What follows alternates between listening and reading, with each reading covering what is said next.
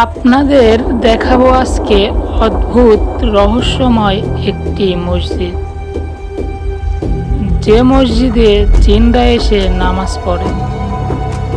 গভীর রাতে ভেতর থেকে শোনা যায় আজানের মতো আওয়াজ, আর দরজার নিচ দিয়ে আলো বের হয়। কেউ কেউ ভিতরে ঢুকতে চেয়েছিলেন, কিন্তু দরজা যেন নিজে থেকেই বন্ধ হয়ে যায়। এই মসজিদ দিনে যেমন থাকে তেমন থাকে না, তাই কেউ রাতে এই মসজিদে প্রবেশ করার সাহস পর্যন্ত পায় না।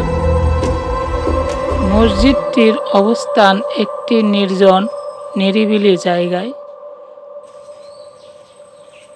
তাই হয়তো এখানে এমনটি ঘটে থাকে।